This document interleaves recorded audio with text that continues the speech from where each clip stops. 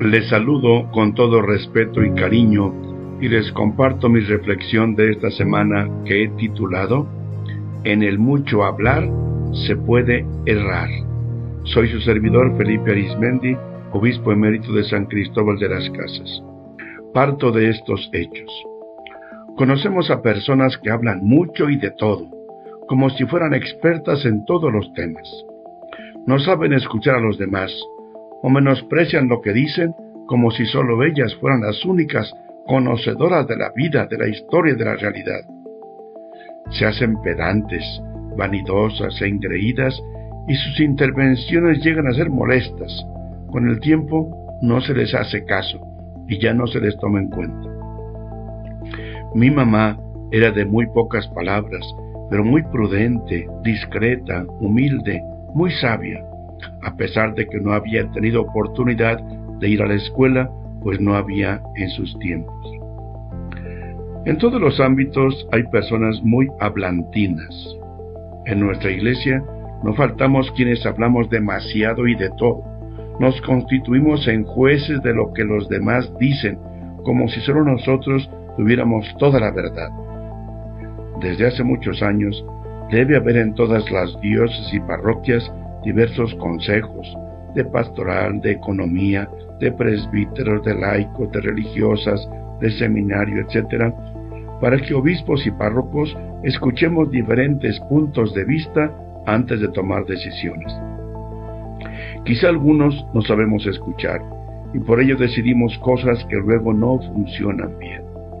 Pero también hay quienes en esos consejos o en asambleas opinan siempre y de todo, a veces incluso juzgando y condenando a quienes piensan en forma diferente. Llega el momento en que ya ni caso se les hace, pues siempre salen con lo mismo. Tenemos gobernantes que se consideran muy bien informados y emiten juicios de todo sin consultar o tomar en cuenta a sus asesores y colaboradores. Todas las mañanas hablan de todos los asuntos, con tal autosuficiencia que se hacen repugnantes, sobre todo cuando son burlones con los demás. No es que tengan mala voluntad, pero no siempre tienen toda la información. Por ejemplo, en mi pueblo, que sufre diariamente la extorsión de grupos criminales, con frecuencia pasan destacamentos del Ejército, de la Guardia Nacional, de la Policía Estatal, y parece que todo está en calma y que no hay problemas. Así lo informan a sus superiores, quienes transmiten eso mismo a las más altas autoridades. Con esa información parcial que les llega, a veces afirman que los criminales tienen bases sociales que los protegen y que están de acuerdo con ellos. Lo que pasa es que no viven entre nosotros y nadie se atreve a poner denuncias judiciales porque saben a lo que se exponen. Y por esa deformación sobre la realidad, los más altos mandos afirman que el país está en calma, que todos están contentos y que vamos bien. Si escucharan otras voces, y no solo a quienes están de su lado, serían más humildes para reconocer que hay muchas situaciones deplorables en el país. Por eso, a veces ya ni se quiere escuchar sus declaraciones diarias, aunque todavía hay quienes les creen todo. Cuidado con los extremos. Muchas veces lo que informan es verdad, pero no siempre tienen toda la razón, sobre todo cuando ofenden a quienes piensan y actúan en forma distinta. ¿Qué pensar de todo ello? Papa Francisco, en su exhortación a Amoris Laetitia, dice: el diálogo es una forma privilegiada e indispensable de vivir, pero supone un largo y esforzado aprendizaje. El modo de preguntar, la forma de responder, el tono utilizado, el momento y muchos factores más pueden condicionar la comunicación. Siempre es necesario desarrollar algunas actitudes que hacen posible el diálogo auténtico, y nos enumera algunas.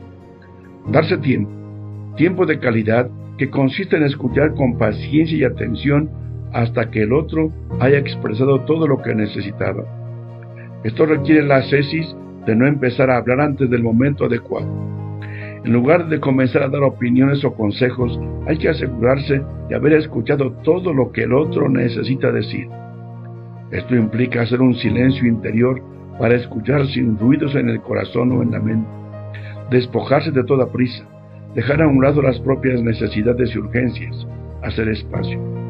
Muchas veces uno no necesita una solución a sus problemas, sino ser escuchado. Tiene que sentir que se ha percibido su pena, su desilusión, su miedo, su ira, su esperanza, su sueño. Desarrollar el hábito de dar importancia real al otro. Se trata de valorar su persona, de reconocer que tiene derecho a existir, a pensar de manera autónoma y a ser feliz. Nunca hay que restarle importancia a lo que diga o reclame, aunque sea necesario expresar el propio punto de vista. Todos tienen algo que aportar porque miran desde otro punto de vista.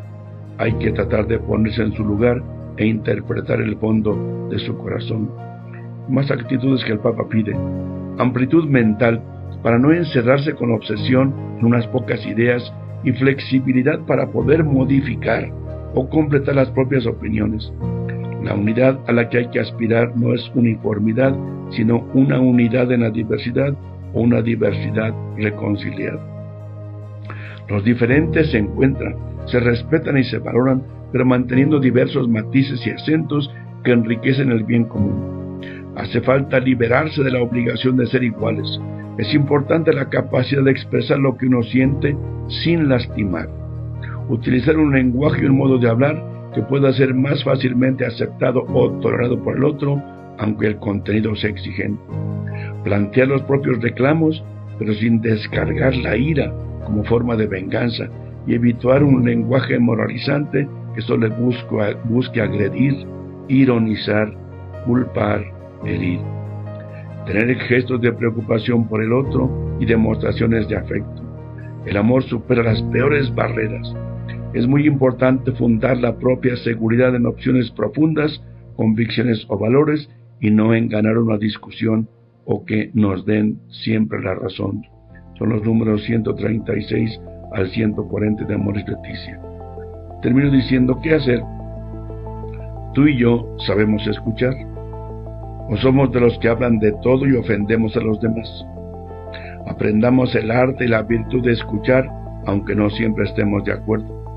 Esperemos el momento de dar nuestro punto de vista, pero con respeto y amor. Que el Espíritu Santo y la Virgen María nos ayuden en esta Cuaresma a vivir estos valores que el Papa nos ha compartido.